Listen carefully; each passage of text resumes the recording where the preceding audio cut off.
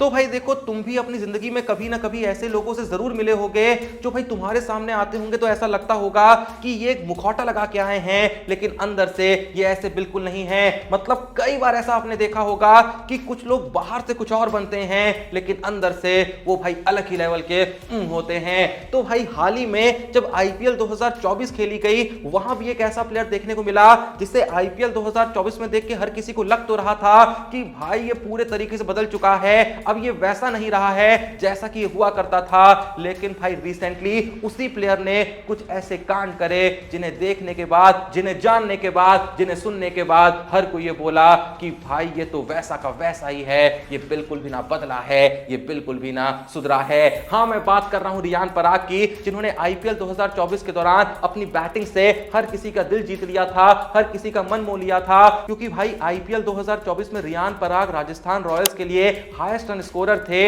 Overall वो IPL 2024 में third highest run scorer थे, क्योंकि उन्होंने जड़े थे आईपीएल 2024 में 573 रन। इसी के साथ रियान पराग ने 33 छक्के भी लगाए थे, जो उन्हें आईपीएल 2024 में 5वें नंबर पे सबसे ज्यादा छक्के मारने वाला प्लेयर ही बनाता है। लेकिन फिलहाल तो तुम्हारे मन में यही सवाल उठ रहा होगा कि मैंने ऐसा क्यों कहा कि जो रियान पराग हैं वो आईपीएल 2024 के दौरान एक मुखौटा लगाए हुए थे, लेकिन अंदर से अब भी उनमें काफी एटीट्यूड भरा है, अंदर से उनके अंदर आज भी बहुत ईगो भरा हुआ है, जिसका इतना सा भी नाश नहीं हुआ है। अब देखो, रियान पराग ने कुछ वक्त पहले टी20 वर्ल्ड कप शुरू होने से पहले एक स्टेटमेंट दिया था, जहां उनसे यह पूछा गया था कि आपके हिसाब से टी20 वर्ल्ड कप में टॉप 4 टीमें कौन सी होंगी, वो कौन सी 4 टीमें होंगी जो सेमीफाइनल में क्वालिफाई करेंगी। लेकिन याद है ना रियान पराग ने उस वक्त पे क्या जवाब दिया था? रियान पराग ने कहा था कि भाई यार, मेरे को तो ये टी20 वर्ल्ड कप देखने में कोई इंटरेस्ट ही नहीं है, क्योंकि मैं इस टी20 वर्ल्ड कप में नहीं खेल रहा हूं। मैं इन सब चीजों के बारे में तब सोचूंगा कि कौन टॉप 4 होंगे, कौन सेमीफाइनल में जाएंगी टीमें, मैं तभी टी20 वर्ल्ड कप वगैरह देखूंगा जब मैं खुद असल में टी20 वर्ल्ड कप में खेल रहा हूंगा। कसम से ये स्टेटमेंट सुन के मेरा दिमाग इतना तमतमा गया था, इतना मुझे गुस्सा आ रहा था। उस वक्त पे मैंने इस टॉपिक पे एक डेडिकेटेड वीडियो बनाई थी कि भाई रियान पराग ने जो कहा है, कसम से भाई जितनी इज्जत उन्होंने मेरे दिल में आईपीएल 2024 में कमाई थी, वो सारी इज्जत असल में इस स्टेटमेंट को सुनने के बाद खत्म हो गई है। मतलब असल में रियान पराग को इंडियन टीम से कोई फर्क ही नहीं पड़ता है, उनको इंडियन टीम से फर्क तभी पड़ेगा जब खुद वो इंडियन टीम का हिस्सा होंगे। इस स्टेटमेंट से तो यही पता चलता है। पर भाई ये भी छोड़ो, हाल ही में रियान पराग ने एक ऐसा स्टेटमेंट दे दिया है जिसे सुनने के बाद मुझे नहीं लगता कि कोई रियान पराग की इतनी सी भी इज्जत कर पाएगा। जब मैं ये बातें कर रहा हूं ना, मुझे बिल्कुल भी अच्छा नहीं लग रहा है, क्योंकि सच में भाई रियान पराग के अंदर बहुत टैलेंट देखने को मिला था आईपीएल 2024 में। और मैं सच में भाई एक वक्त पे तो ये चाहने लगा था कि रियान पराग को टी20 वर्ल्ड कप में लेके जाओ। अब भी वो प्लेयर कमाल के रहेंगे, अब भी वो आने वाले वक्त में आपको टी20 फॉर्मेट में दिखेंगे या फिर बाकी फॉर्मेट में भी डेब्यू करते हुए देखने को मिलेंगे। लेकिन भाई ये जो बात कही है, कसम से दिल पे चुभ गई है। अब हाल ही में रियान पराग ने क्या कहा है वो मैं तुमको बताता हूं, पर इससे पहले कि मैं तुम्हारा वो स्टेटमेंट दिखा के दिल तोड़ूं, भाई थोड़ा सा तुम्हारा दिन बना देता हूं। कैसे? भाई सीधे जाओ डिस्क्रिप्शन और पिन कमेंट में दिए हुए लिंक से ज्वाइन कर लो प्रिंस भाई के टेलीग्राम चैनल को, क्योंकि भाई कल के दिन जितने भी टी20 वर्ल्ड कप के मैचेस खेले गए, हम सब ने देखा 100% एक्यूरेट प्रेडिक्शन रही। जिस टीम को लेके कहा गया कि ये टीम जीतेगी, वही टीम जीती। जिन प्लेयरों को लेके कहा गया कि ये विकेट लेंगे, जिन प्लेयरों को लेके कहा गया ये रन मारेंगे, भाई उन्होंने ही रन मारे, उन्होंने ही विकेट लिए। इसीलिए कहता हूं कि भाई अगर करते हो प्रेडिक्शन, अगर तुम बनाते हो फैंटेसी टीम, तो सोचने का नहीं, सीधे डिस्क्रिप्शन और पिन कमेंट में दिए हुए लिंक से प्रिंस भाई के टेलीग्राम चैनल को ज्वाइन करने का व्हाट्सएप नंबर दे दिया। तो भाई व्हाट्सएप नंबर जाओ, जाके इस नंबर पे डीएम करो, मांगो एक्यूरेट प्रेडिक्शन, कहो आज के मैच के लिए टीम बनानी है, कहो आज के मैच में प्रेडिक्शन करनी है, वहां से फिर प्रेडिक्शन उठाओ और उनके बेसिस पे मस्त अपनी फैंटेसी टीम बना के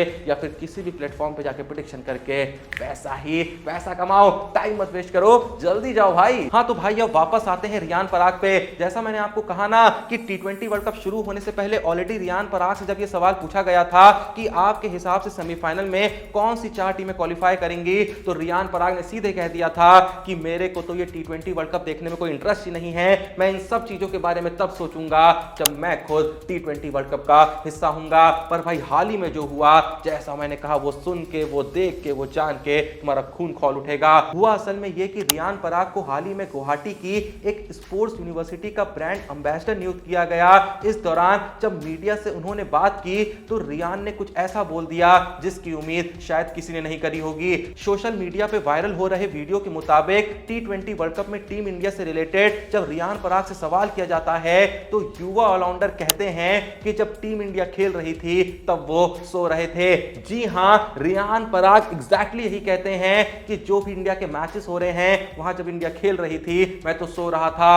अब इससे कुछ लोग ये भी कह सकते हैं कि यार शायद रियान पराग ये कह रहे होंगे कि जिस तरीके से इंडिया के शुरुआती मैचेस हो रहे थे बहुत ही बोरिंग हो रहे थे, रन बिल्कुल नहीं पड़ रहे थे, बाउंड्रीज बिल्कुल नहीं पड़ रही थी, तो बोरियत के चलते वो सो रहे थे। लेकिन भाई जिस तरीके से रियान पराग ने पास में स्टेटमेंट दिए हैं ना, उन्हें अगर याद करें, उनका जरा आकलन करें तो भाई यही समझ में आएगा कि रियान पराग यहां पे भी जो ये लाइन कह रहे हैं कि जब इंडिया बैटिंग कर रही थी तो वो सो रहे थे, वो ये लाइन बस इसीलिए कहना चाह रहे हैं कि उनको आखिर T20 वर्ल्ड कप में शामिल नहीं करा गया। मैं बता दूं कि इसके बाद इसी इंटरव्यू में जो रियान पराग कहते हैं ना वो तो और ज्यादा चौंकाने वाला था, क्योंकि रियान पराग कहते हैं कि जब वो इंडिया के लिए खेलेंगे वो T20 वर्ल्ड कप तभी देखेंगे। अब बताओ यार, तुमको गुस्सा आ रहा है कि नहीं आ रहा? भाई देखो यार, अगर इस बारे में मुझको मेरा पर्सनल ओपिनियन देना हो ना, मैं तो यही कहूंगा कि रियान पराग के दोनों ही स्टेटमेंट से यही झलक रहा है कि उस बंदे को टीम से कोई फर्क नहीं पड़ता है, उस बंदे को इंडिया से मुझे लग रहा है कोई फर्क नहीं पड़ता है। खासकर जब बात क्रिकेट की आती है उसे कोई मतलब नहीं है इंडियन टीम से।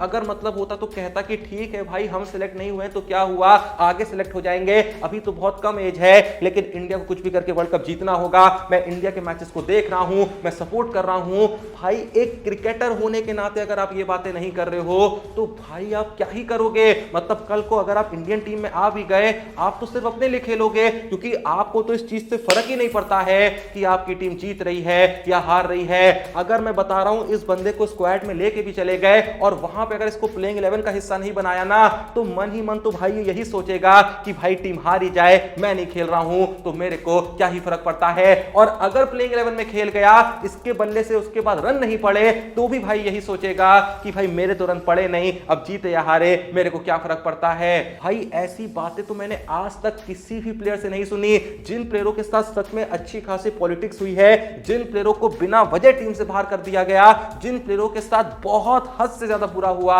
भाई उन्होंने भी कभी जिंदगी में ऐसी बात नहीं करी होगी कि मेरे को टीम से फर्क नहीं पड़ता, मेरे को कुछ फर्क नहीं पड़ता टीम जीत रही है हार रही है, क्योंकि मैं तो वर्ल्ड कप देखने ही नहीं वाला हूं, क्योंकि मैं जब वर्ल्ड कप नहीं खेल रहा हूं तो मैं क्या ही करूंगा देख के। अब जो भी ये वीडियो देख रहा है भाई, हर कोई बताना कि तुम्हारा इस बारे में ऑनेस्ट ओपिनियन क्या है। मैं कमेंट सेक्शन में हर किसी के जवाब को बहुत ही अच्छे से पढ़ने वाला हूं। अब देखो यार, रियान पराग के चलते जो माहौल था थोड़ा सा गर्म हो गया है, तो जाते जाते भाई इस वीडियो में माहौल को थोड़ा सा ठंडा करते हैं, आपको दो बहुत ही कमाल की बातें बताते हैं। देखो कल के दिन ऑस्ट्रेलिया और बांग्लादेश का मैच था, ये तो तुमको पता ही होगा, और तुम में से बहुत लोग को ये भी पता होगा कि कल के इस मैच में पैट कमिंस ने हैट्रिक भी ली है, और तुम में से कुछ लोगों को यह भी पता होगा कि इस मैच में पैट कमिंस को मैन ऑफ द मैच मिला है। लेकिन भाई तुम में से किसी को भी यह नहीं पता होगा कि भाई कल के दिन पैट कमिंस को टोटल 46 आईसीसी मैचेस खेलने के बाद उनका पहला man of the match award मिला। मतलब समझ रहे हो ना कि पैट कमिंस ने आज तक जितनी भी आईसीसी टूर्नामेंट खेली है, चाहे T20 वर्ल्ड कप हो गया, चाहे ओडीआई वर्ल्ड कप हो गया, चाहे चैंपियंस ट्रॉफी हो गई,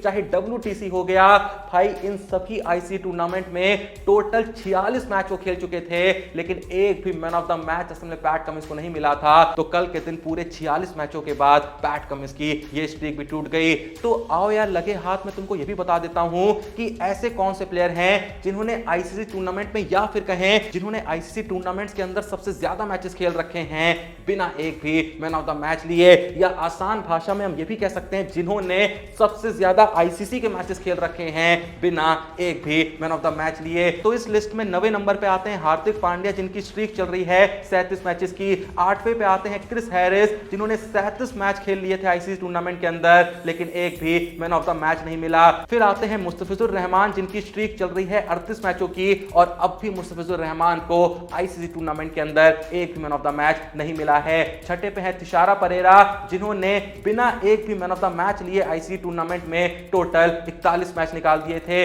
4थे पे आते हैं दिनेश रामदीन, जिन्होंने टोटल 46 मैच निकाले थे। 3रे पे आते हैं पैट कमिंस, जिनका जैसा मैंने कहा स्ट्रीक चल रही थी 46 मैचों की, लेकिन कल के दिन ये स्ट्रीक खत्म हो गई।